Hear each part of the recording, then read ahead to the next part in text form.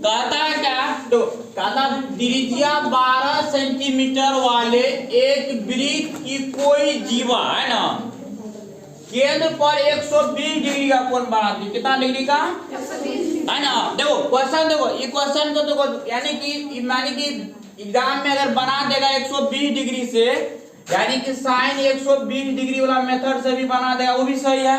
लेकिन तुम लोग का सिलेबस में सुना है साइन 120 डिग्री का वैल्यू होता है कितना, जितना 60 का होता है उतना 120 का भी होता है, समझ गया। लेकिन तुम लोग का सिलेबस में ये ना है, समझ गया ना। तो क्या कहते हैं, ये मेथड से नहीं बनाना है ना, दूसरा मेथड से बताते हैं। कहता है क्या, यानी त्रिज्या 12 सेंटीमीटर वाले एक वृत्त की कोई जीवा केंद्र पर 120 डिग्री का कोणांतरित करती है। तो कहता है संगत वृत्तखंड का क्षेत्रफल निकाल, है ना। संगत क्या चीज का क्षेत्रफल निकालना है, वृत्तखंड का क्षेत्रफल निकालना। देखो समझ रहा है वृत्तखंड कहां बनेगा। देखो देखो क्वेश्चन बार बार देखो, बार बार पूछता भी है, बहुत अच्छा क्वेश्चन है। देखो यानी कि 12 सेंटीमीटर त्रिज्या लेकर के पहले वो वृत्त बनाना है। देखो एक वृत्त बना लिए, इसमें त्रिज्या कितना सेंटीमीटर है, 12 सेंटीमीटर। त्रिज्या कितना है, 12 सेंटीमीटर त्रिज्या ले लिए, इसका नाम ए दे दिए, इसका नाम बी को दिक्कत। ये तो एक त्रिज्यखंड बन गया है ना। ये कोण कितना डिग्री का है, 120 डिग्री का। कितना डिग्री का, समझा रे। देखो कहता है कि 12 सेंटीमीटर त्रिज्या वाले एक वृत्त की कोई जीवा, जीवा लेना है ना, यहाँ पे कोई जीवा जो है, ये मान ली ए बी जीवा हो गया, ये तो त्रिज्या हो गया, ओ ए त्रिज्या है, ओ बी त्रिज्या है, और ये क्या हो गया, जीवा।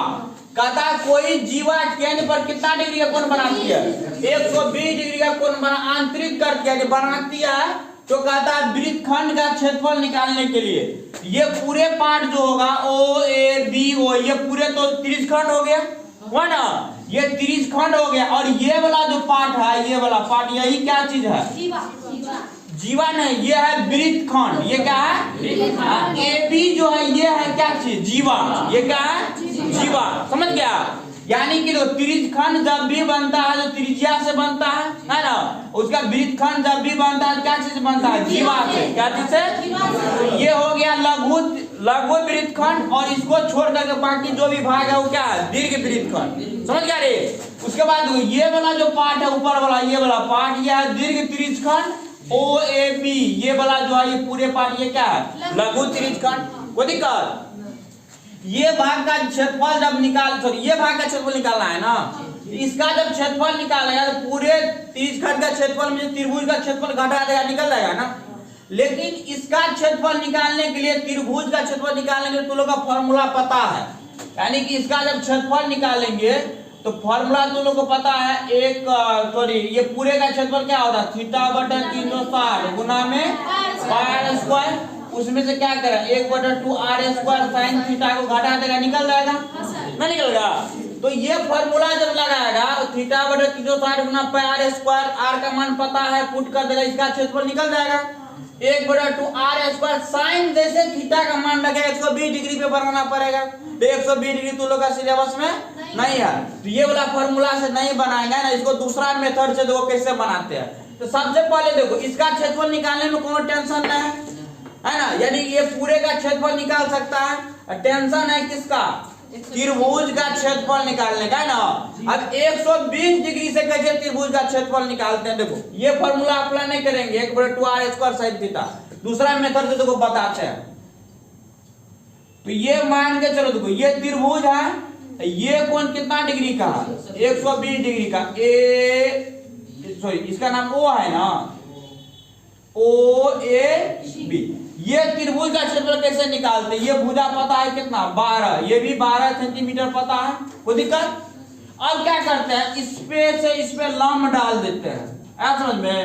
इसको मान लेते हैं कितना, m, क्या मान लिया इसको। तो अभी O से क्या किया, लंब डाल दिए, यानी कि OM लंब डाल दिए किस पे, AB पे, OM लंब AB पे डाले। अब ये त्रिभुज का जब क्षेत्रफल निकालेंगे, फॉर्मूला होता है क्या, 1/2 गुना आधार गुना ऊंचाई। त्रिभुज क्षेत्रफल नहीं होता है, 1/2 आधार गुना ऊंचाई। तो नहीं आधार पता है, नहीं क्या चीज पता है, ऊंचाई पता है, समझ में। जब इस तरह से हम त्रिभुज को बनाए ओ एम बी, जब त्रिभुज बनाए तो ये कौन सा त्रिभुज बन रहा है? समकोण त्रिभुज। कौन सा त्रिभुज? समकोण त्रिभुज बन रहा है। समकोण त्रिभुज कर्ण पता है लेकिन ये लंब और आधार नहीं पता है, तो इसको निकालने के लिए क्या करेंगे? त्रिकोणमिति यूज करते हैं, है ना। त्रिकोणमिति तो बहुत पढ़ा है ना, अब उसका यूज यहाँ पे करते हैं। समझ गया? तो कैसे यूज करते? देखो नहीं सर सब अगर बताते हैं ना समझाते, यानी ये आसान होता है। 120 डिग्री का मान लेकर के जो है ना बता देता है ना, तो कोई बात नहीं है ना, वो भी सही है, लेकिन मतलब इसके हिसाब से नहीं है, ये सिलेबस के हिसाब से नहीं है। देखो ओ ए बी है ना, तो इसको कैसे बनाना? देखो यानी सबसे पहले यानी ये दोनों त्रिभुज में अब मेरा मेन टारगेट है क्या? मेन टारगेट है क्या निकालने के लिए? आधार निकालने के लिए, ऊंचाई निकालने के लिए।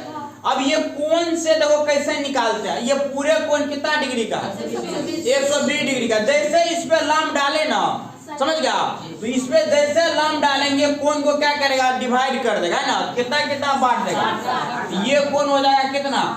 60 डिग्री। ये वाला जो कोण होगा ये 60 डिग्री बचेगा। ये भी कोण कितना डिग्री हो जाएगा? 60 डिग्री। कोई दिक्कत? यानी ये 60 डिग्री, ये भी 60 डिग्री हो गया। अब कोई भी यानी कोई भी त्रिभुज से निकाल सकते हैं ना, ओ एम बी ए से निकाल लेते हैं। ये एम बी निकाल लेंगे, दुगुना कर देंगे तो ये भी निकल जाएगा, निकलेगा ना। तो यानी ये दोनों त्रिभुज में पहले जाते हैं। देखो पहले ये दोनों त्रिभुज हम देखते हैं ये दोनों सर्वांग सम है कि नहीं है, तभी ना हम कैसे अपने मन से कह देंगे एम बी जो है ना ए एम के बराबर होगा, है ना। दोनों के लिए पहले देख लेते सर्वांग सम है कि नहीं है।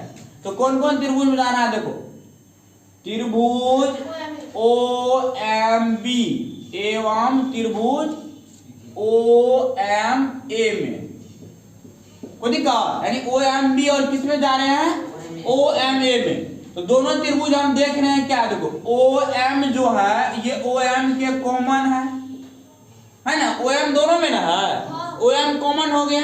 उसके बाद देखो ये त्रिज्या से बराबर है दोनों त्रिभुज में। ए ओ जो है किसके बराबर है? ओ बी के बराबर। तो यानी कि ए ओ बराबर में क्या है? O B. तो आरएचएस सर्वांग समता का कंडीशन ये क्या चीज से बराबर है? त्रिज्या से, है ना। किससे बराबर है? अब देखो यानी कि त्रिभुज ओ एम बी सर्वांग सम है किसका? त्रिभुज ओ एम ए का। ये दोनों त्रिभुज सर्वांग सम है। आरएचएस सर्वांग समता का नियम तुम लोग को पता है कि दो त्रिभुज सर्वांग सम होता है यदि उसका कर्ण बराबर हो।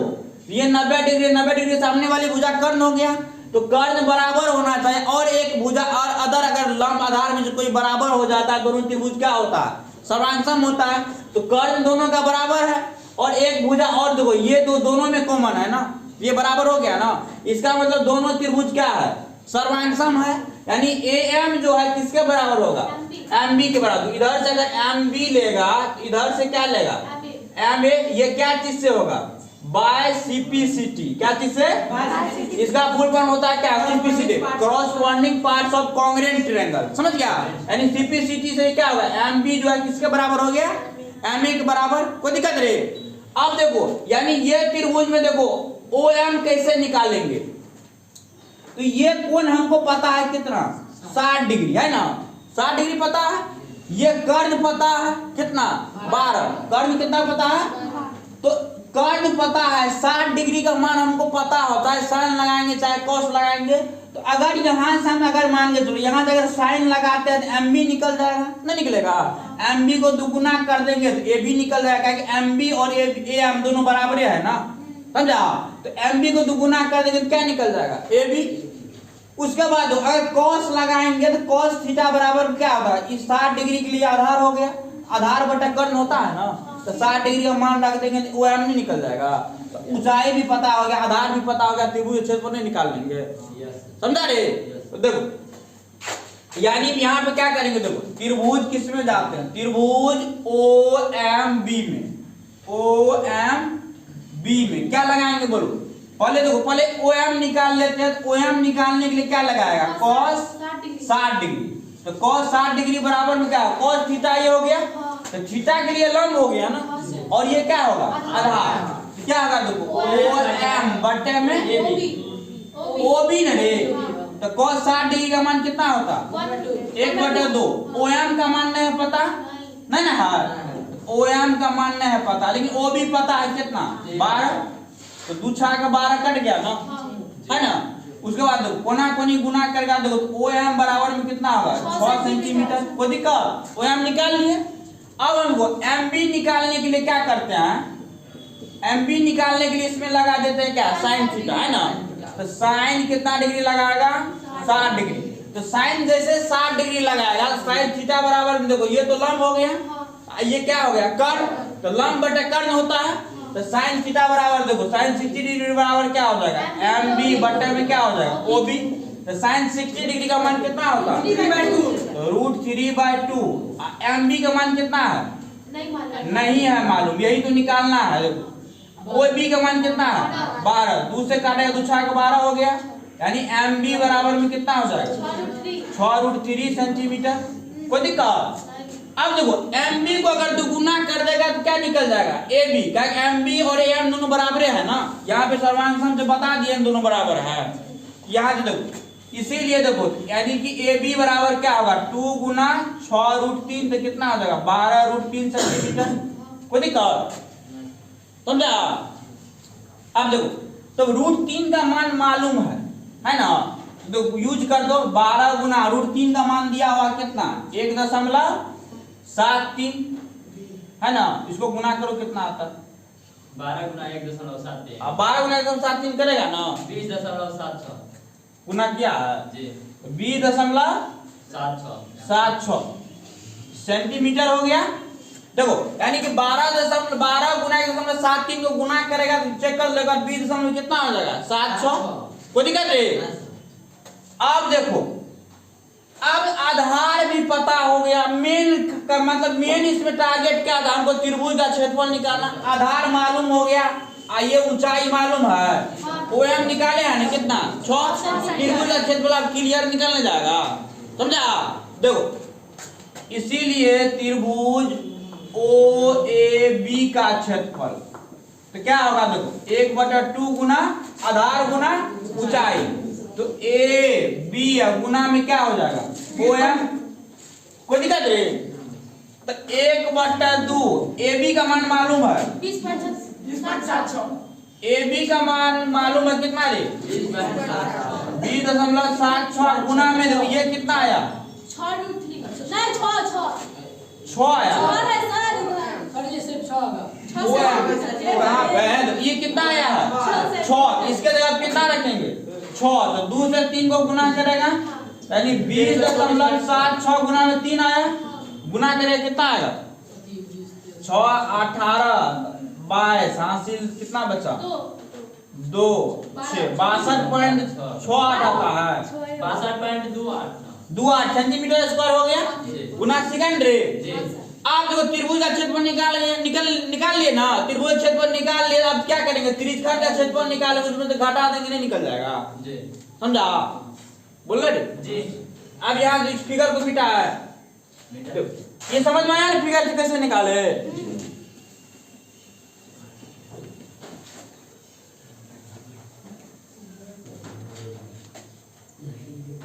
देखो आप त्रिज्यखंड का क्षेत्रफल निकालते हैं है ना, त्रिज्यखंड था ना, त्रिज्यखंड का क्षेत्रफल निकालने के लिए फॉर्मूला होता है थीटा बटे गुना पाई r स्क्वायर। थीटा का मान कितना था 120 बटे 360 गुना में पाई का मान मालूम है 1/4, r का मान कितना है 12 का स्क्वायर, इससे ये कट गया 12 किया 36।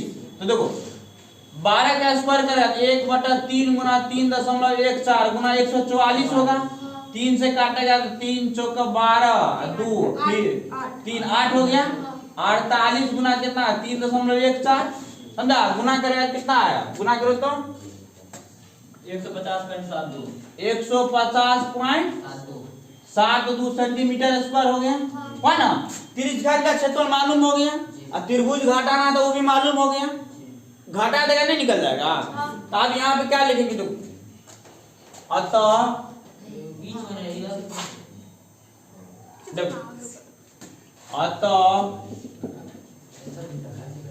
वृत्तखंड का हाँ चलो वृत्तखंड का क्षेत्रफल घटा देगा निकल जाएगा कितना होगा देखो 150.72 में से कितना घटा है 62.28 62.28 घटा है 88.44 कितना 88.44 सेंटीमीटर है आंसर यस सर होबे करे समझा कैसे बनाए जी। बुक एग्जाम में पूछेगा कि इस मेथड से बनाना 5 में 5 मार देगा ना 5 मार्क पूछेगा भाई हमको लगता है क्वेश्चन पूछेगा समझ गया ज्यादा नहीं दे सकता है ऐसे एग्जाम में पूछेगा ना इस तरह से बनाना है समझ गया रे अगर भूल जाएगा ना तब वो मेथड बना देना कोई दिक्कत लिखो मेथड बनाने एग्जाम भूल जाएगा। हाँ ऐसे भी बना सकते 120 डिग्री रख करके लिखो लिखो